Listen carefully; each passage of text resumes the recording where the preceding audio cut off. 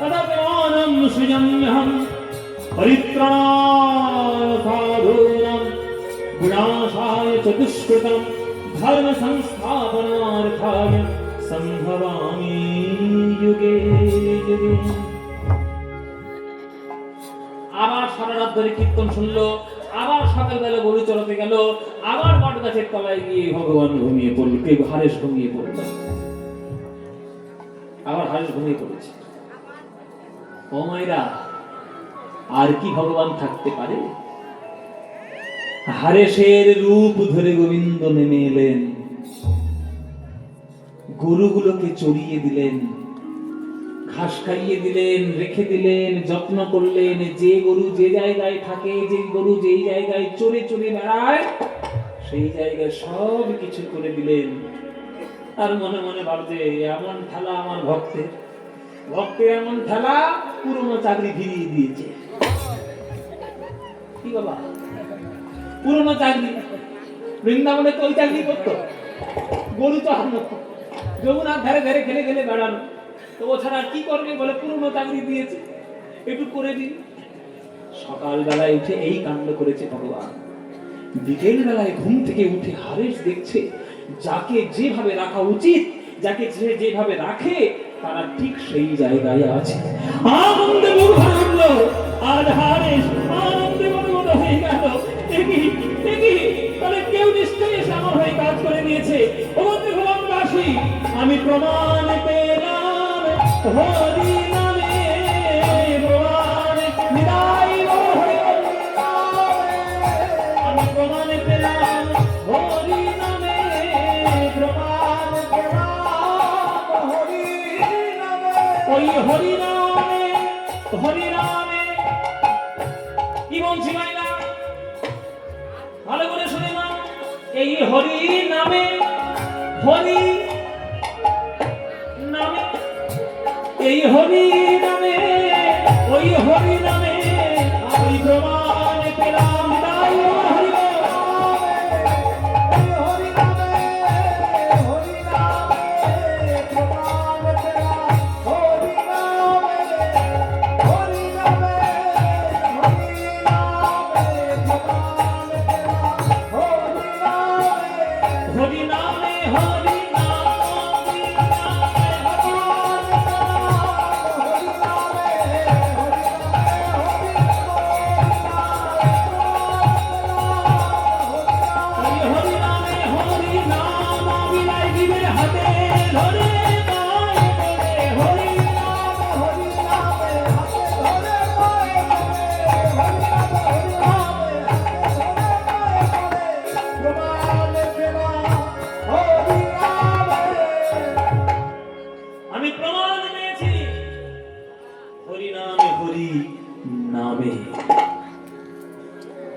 তাহলে কথা কি দিয়েছিলাম মায়েরা, যদি প্রমাণ পাই তাহলে জীবনে তোমার নাম ছাড়বো না, তাহলে তোমার নাম তো ছাড়া যাবে না। কিন্তু বাড়িতে থাকলে তো হরিনাম করা যাবে না। আবার পাড়ার লোকেরা আসবে, আবার ঝগড়া করবে, বাবা মাকে আবার প্রশ্নের সম্মুখীন হতে হবে।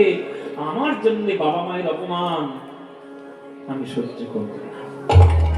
তার থেকে কি হবে, হরিনামটাও ছাড়তে পারবো না, আর বাবা মায়েরও অপমান যাতে না হয় আমাকে গৃহত্যাগ করতে হবে। মা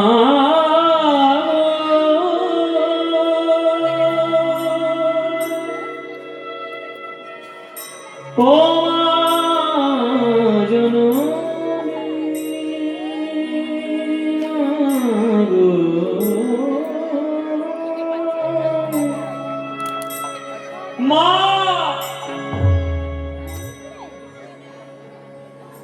আমি শুনেছি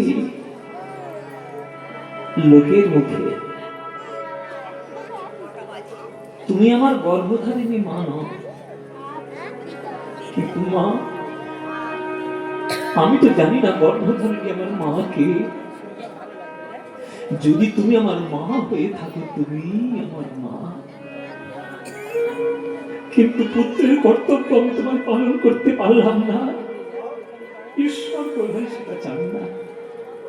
মা গো, আমি আসি, তুমি কিছু মনে করো না। জননী জন্মভূমিশ্চ সর্বাদপি গরিয়সি পীতরি প্রতিমাবন্নে প্রিয়ন্তে সর্বদেবতা। পিতা মাতার চরণ স্বর্গ লাভের চেয়ে অনেক সুখের ময়, অনেক সুখময় জীবন। কিন্তু হরির জন্য সব ত্যাগ করতে চললাম। ঘর ছেড়ে বেরিয়ে এলো।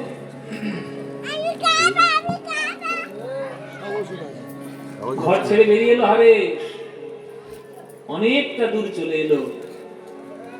মনে মনে ভাবলো, যাকে আমি পাবো তাকেই আমি হরিনামের মহিমা বলবো, কেননা আমি নিজে এই জীবনে পেয়েছি হরিনামের কৃপা।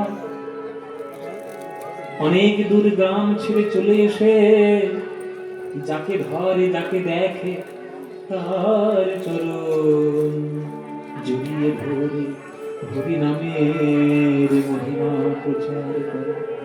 আহা, হাত জোড় করে বসুন সবাই, সবাই হাত জোড় করুন। আমি বলেছি যে দক্ষিণ চব্বিশ পরগনার একটি প্রিয় আসর আমার এই বেলসিং। আপনারা এত মন দিয়ে শোনেন, আমি ঘড়ির দিকে তাকাতেও পারি না, শুধু গেয়েই যায়। আমার রেডিও খারাপ ঘটে, আর আপনাদের খুব সুবিধাও ঘটে। তো গেয়ে যাচ্ছে, গেয়ে যাক, তবে কিছু তো সময় তো মেনটেন করতে হয়। তবুও কিছু গান আছে যেগুলো না গাইলে নয়, আর সেগুলো না গেয়েও থাকতে পারি না। সেই গানটা শুনবেন তো? সবাই হাত জোড় করে বসুন। এই গানটি যেটা গাইব, প্রার্থনা সঙ্গীত বলতে কিছু যদি থাকে, প্রার্থনা সঙ্গীতের একটা শ্রেষ্ঠ গান। জীবন আপনি কি পেলেন, শেষ দিনে গিয়ে আপনি বিচার করবেন যে ঈশ্বরকে আপনি ছেড়ে দিয়ে আপনি কত ভুল করেছেন। ঈশ্বরকে ধরুন ছোটবেলা থেকে, সংসারকে করুন কর্মের মতো, দেখবেন সংসারে আর জীবনে কোনোদিন অশান্তি থাকবে না। রামকৃষ্ণ ঠাকুর বলেছিল, পাকাল মাছের মতো সংসার করবি, পাকেই থাকবি, গায়ে কিন্তু তোর পাক লাগবে না। ওই হচ্ছে সংসারের নিয়ম। সংসারে থাকো মায়েরা, সংসার থেকে কিছু প্রত্যাশা করো না, মায়া যেন গায়ে না লাগে। তাই হারেস আজকে সবাইকে বুঝিয়ে বুঝিয়ে হরিনাম বিলাচ্ছে।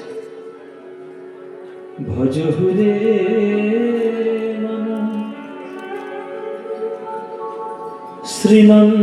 শ্রীনন্দনন্দন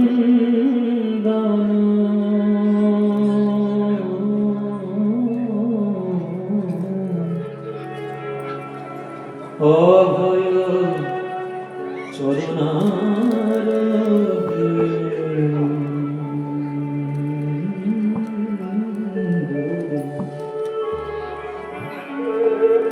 ভজ হুরে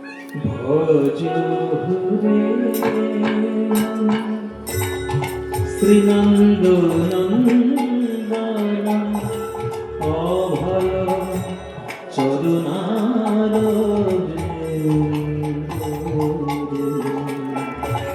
ভজ হুরে মন শ্রীনন্দনন্দন অভয়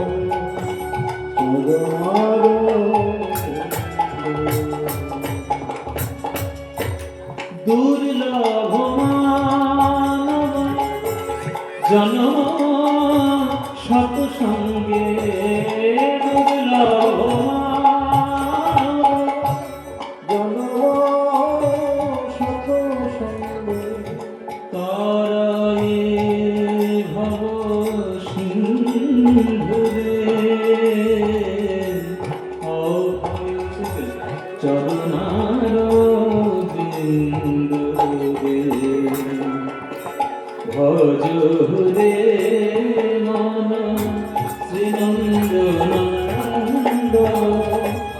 অভয় চরণার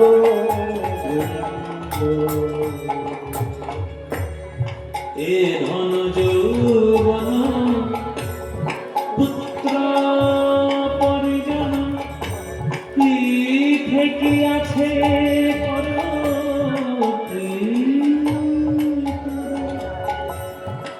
আস্তে।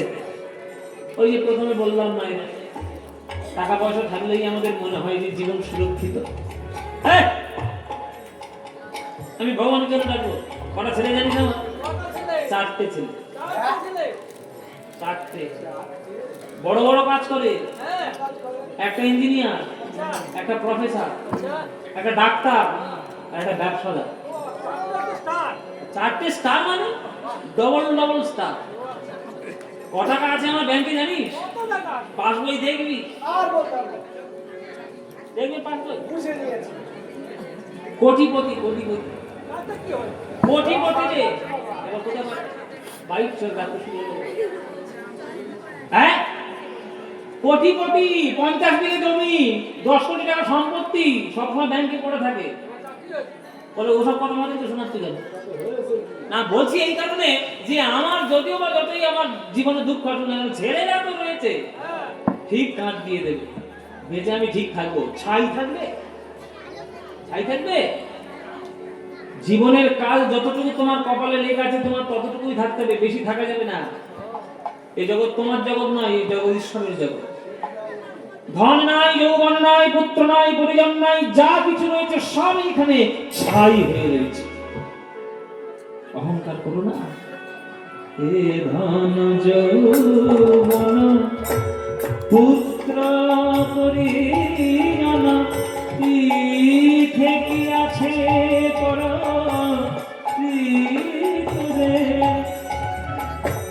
কমল দল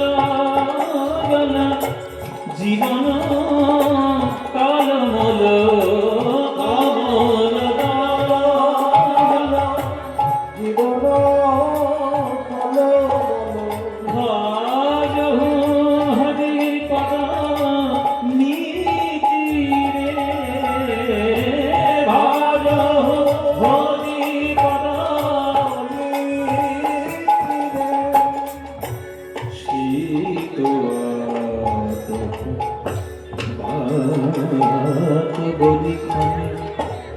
এদিন রে বিফলে সে কৃপণ দুর্জন বিফলে সে কৃপণ দুর্জন সকল সুফল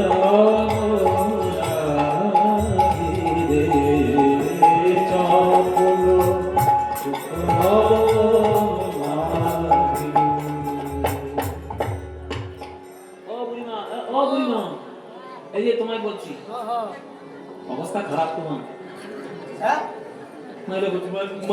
আমি কি করবো? আমার অবস্থা খারাপ হয়ে যায়। শোনো বুড়িমা, তোমার মতো একটা মা ছিল, বুঝলে? তার একটা ছেলে একটা মেয়ে, দুজনেই খুব ভালো জায়গায় চাকরি করে এবং বিয়ে হয়েছে। হ্যাঁ, ওই মা কিন্তু মার কাছে কিন্তু থাকে না, মার কাছে থাকে না। ছেলেও ছেলে চাকরি করে অন্য অন্তত 500 কিলোমিটার দূরে, আর মেয়ের বিয়ে হয়েছে অন্তত এই কত, এই ডায়মন্ড হারবার কাছাকাছি, বেশি তো নয়, মোটামুটি একটুখানি। মা মারা গেছে। ও মায়ের গল্পটা শোনো, তোমাদের কাজে লাগবে, ভালো করে শুনে নাও, তারপরে শেষের কথা বলবো আমি তোমাকে। গল্পটাকে শোনো। বলছে মা মারা গেছে, দুজনের কাছে ফোন গেল। ছেলে তো 500 কিলোমিটার দূরে থাকে, তার আসতে দেরি হবে, আর ডায়মন্ড হারবার কাছে মেয়ে যখন বিয়ে সে তাড়াতাড়ি আসবে। মা মরে গেছে, মা মরে গেছে বলে মেয়ে ছুটে এসছে তাড়াতাড়ি, এসে মার গলা জড়িয়ে ধরেছে। সে কি কান্না, সে আপনি কল্পনা করতে পারবেন না। মা গো,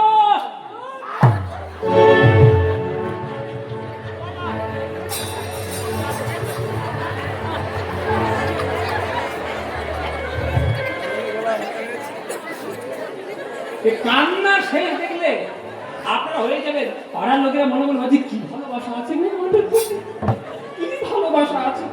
আসলে কি গলা ধরে ধরে এমনি এমনি কাঁদছে, বুঝেছে ঠিক ধার দিতে ঠিক জায়গা।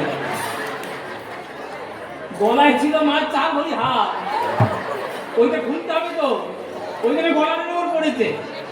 হ্যাঁ, গলার উপর পড়িয়ে জড়িয়ে ধরে এবং মা গো বলতে বলতে ঠিক করে নিয়ে হাতটা নিয়ে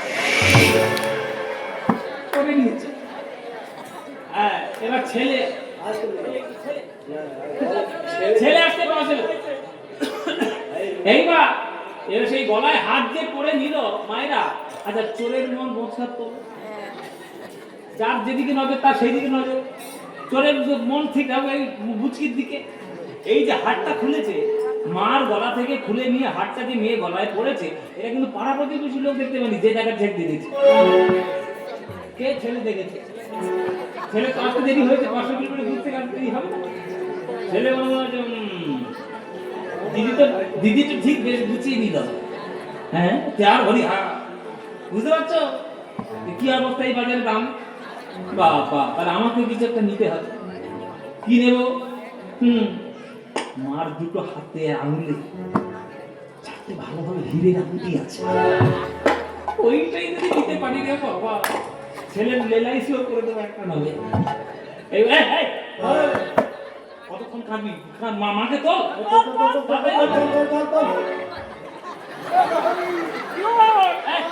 বলো হরি, বলো হরি।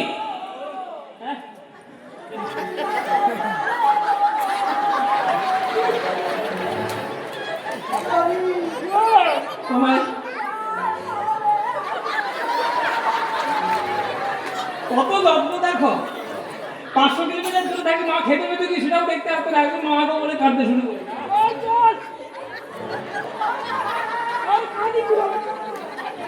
ও মায়েরা, বলো হরি, বলো হরি, বলো হরি। আংটি কই? আংটি যাই তো। এবার ছেলে কাঁধে করে নিয়ে যাচ্ছে আর সুসুকের উপর দিকে হাত বাড়াচ্ছে, যেদিকে মা হাত করে রয়েছে সেই দিকে ছেলে কিন্তু দাঁড়িয়ে আছে। এই হাত করে এই এই এই সে বড় হিরেটা এই পেয়েছে। আরে ফুলবে কি করে? টিকিট মরে পড়েছিল, ফুলে গেছে। সব আমি দেখুন কি করবে, আমি তো আমার চাই চাই। এই ফোন ফোন এইগুলো টান যেই দিয়েছে না, ওই আংটি গুলো হ্যাঁচকা এমন টান দিয়েছে যে মরার খাটে শুধু উল্টে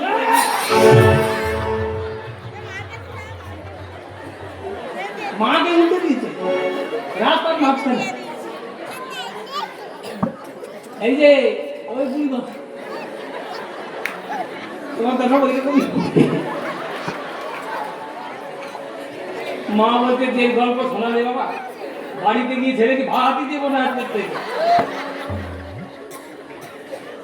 কিছু মনে করবেন না মায়েরা, এটাই কিন্তু সত্যি কথা, এটাই তো বাস্তব সত্যি কথা। উচ্ছের মতো তেতো হলেও সেটা তো সত্যি। এটাই হলো সংসারের চরিত্র।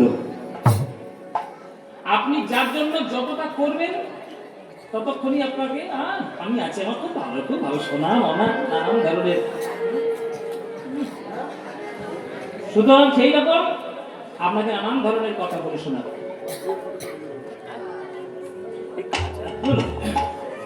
সুতরাং বলে দিচ্ছে, সুতরাং বলে দিল এই যে সংসারের চরিত্র, এই সংসারের চরিত্র যদি আপনি এখনো দেখে না শেখেন তাহলে আপনার দ্বারা হবে না।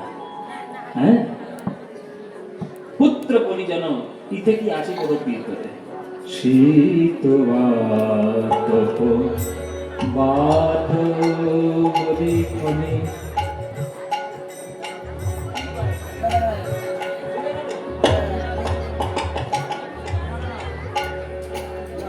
শীত, আচ্ছা কথার মানেগুলো বুঝে নিন।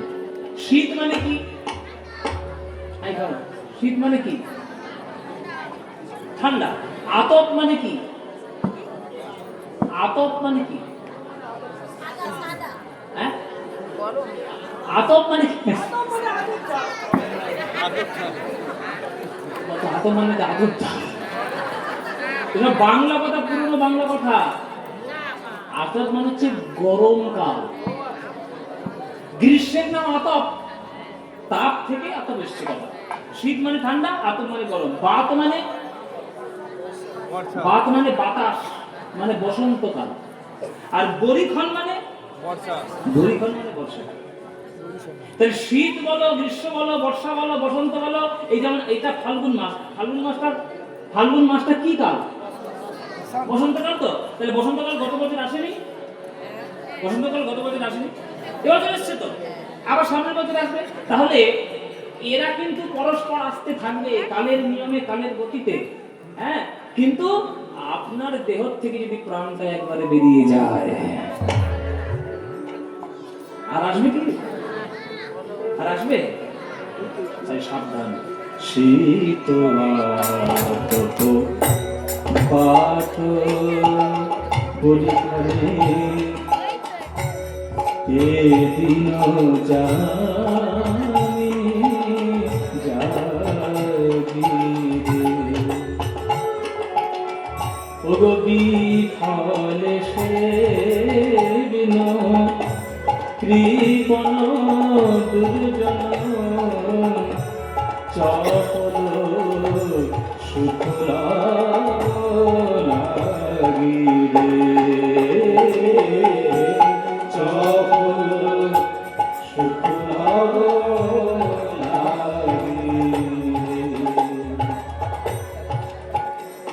ভগবানকে ডাকবেন, বলা বলে রাস্তা আছে, বলে শ্রবণ কীর্তন শরণ বন্দন পাদ সেবন দাসী রে